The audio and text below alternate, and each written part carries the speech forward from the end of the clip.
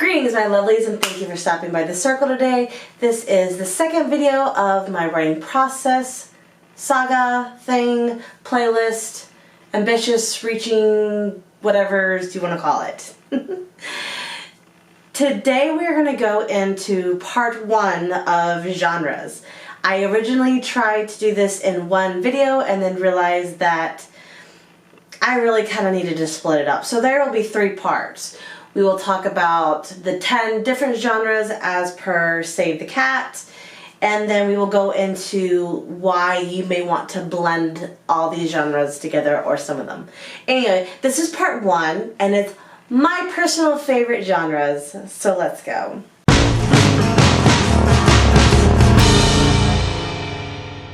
So before we kick off the list, I mean, what the hell is a genre anyway? You know, you hear people talk about it all the time.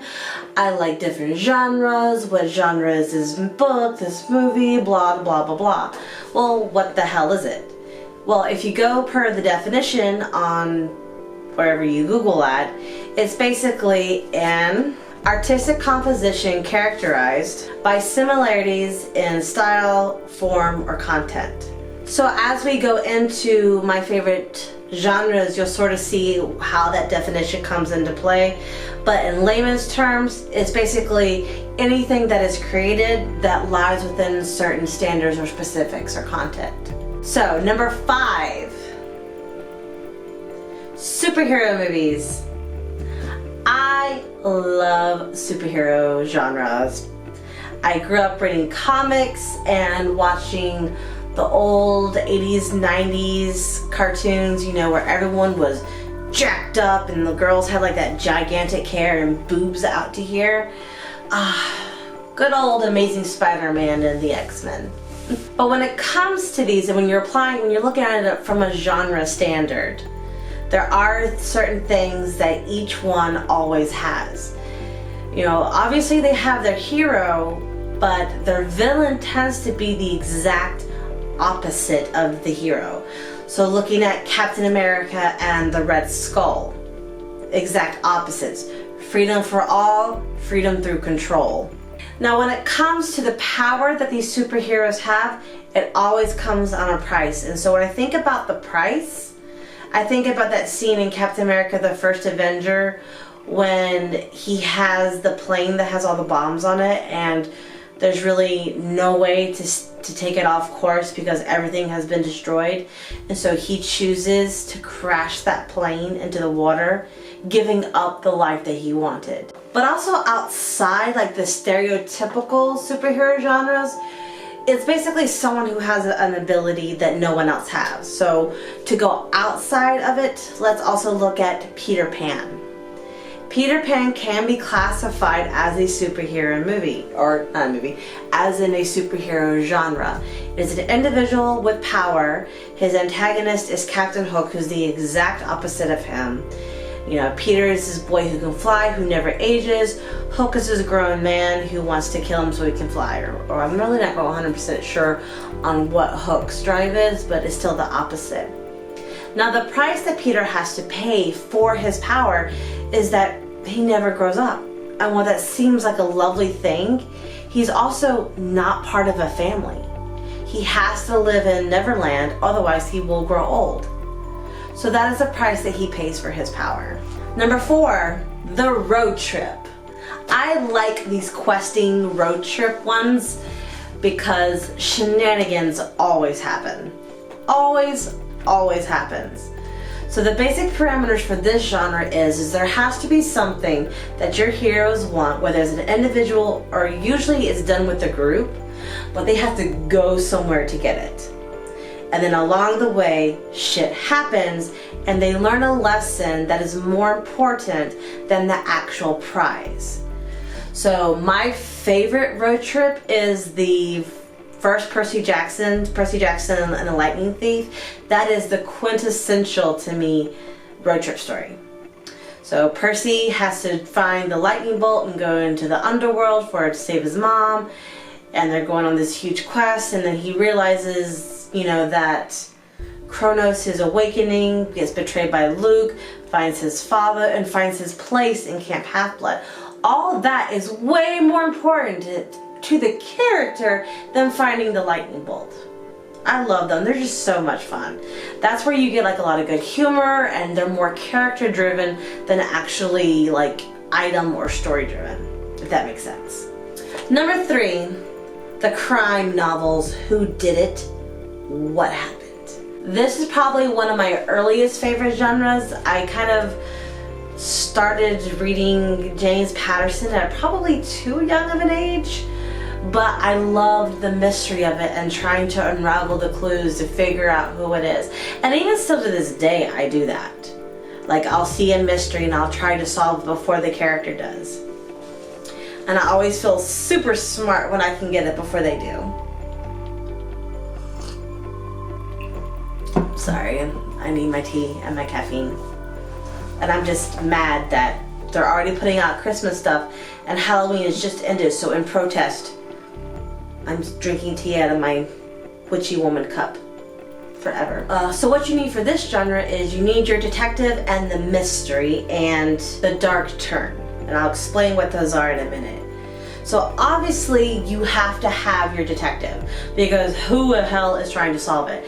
Now when I say detective, I don't necessarily mean like someone from in a law and order capacity, although usually it can be that way. Although in things like the girl with the dragon tattoo, neither one of them are cops. One is just a girl with some severe issues, and the other is a guy, an investigative reporter. So it can be anyone who is searching for a truth. It could be a sibling of a murder victim who believes that the police aren't doing their job right, so they go on this quest to try to figure out who killed their loved one. It's just whoever is searching for it. Now this is the type of genre where you have to definitely have the end game in mind, and then throughout the entire thing you have to sprinkle clues.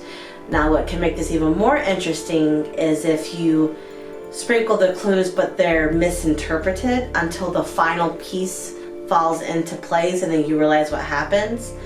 And this is also usually right around when the dark turn happens for your hero, and that's when they do something questionable, usually against their morals, to get the answer. So it's usually like making a dumb decision. Like, I'm not gonna wait for the police, I'm gonna go do this myself. Sure, this guy's a serial killer who likes to eat his victims, but I'm sure I can handle it, you know, that type of craziness. Or breaking the law in the literal sense. Some really great examples of this. Obviously, the forerunner of all crime fiction novels, Sherlock Holmes. I love the novels. I still can't even piece half of those together. I'm just like, what? But anyways, yeah, they're on my like to read list to go through them all. And then in a cinematic sense, you have the Bourne trilogy, quartet world, whatever it is. And then you have things like Law and Order, SVU, or anything, like I said before, by James Patterson. All those fit into the crime novels, whodunit, what's going on. Number 2, Institutionalize. Now these ones, this genre has steadily risen, I would say, within the past couple years. It usually sort of takes under the guise of the dystopians. So you have like maybe a small group or individual versus them. So that's your government, literal institutions like maybe prisons, schools, that type of thing. You have a structure, institutionalized, good lord, organization, and the individual person. So usually in this genre, your hero, whether it's a group or an actual individual, they have to make a choice. And the basic choice is shut up and follow along with what is expected, or say hell no and rise up.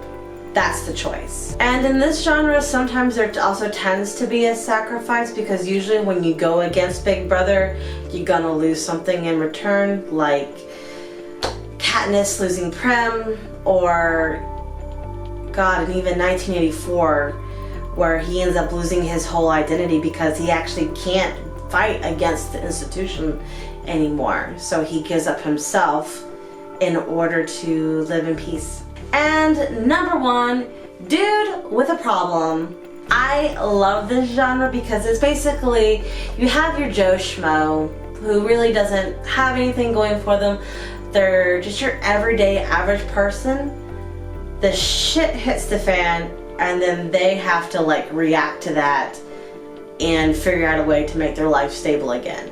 To me, it's just the most relatable of all the genres. And there are literally tons of books that are like this.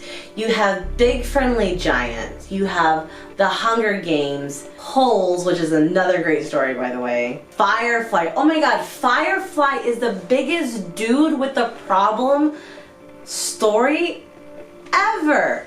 I mean, you have Mal and his crew, which are kind of teetering on the lines of being honest people and criminals just trying to make a living in the universe, and then this guy shows up with a stolen government assassin that's his sister, who's also a psychic, and they have to try to avoid the alliance while still staying afloat. Every episode of that show is a dude with a problem type of story. I love it. They're great. They're awesome. And most TV shows tend to follow the dude with a problem roadmap. Could not think of the word for a second. So, there you have it. Those are my top 5 favorite literary, movie, whatever genres. Next time we meet with this, we'll go into another 5. They're not necessarily my favorite, but they're still good. So that concludes this part 1 video. Stay tuned for part 2 that will pop up later this month. Maybe, possibly, who knows? And if you want to see what else I'm doing around the interweb, please follow my social media links down here below. So that is literally all I have for you today. I hope you have a wonderful week, and I will see you all later on the circle.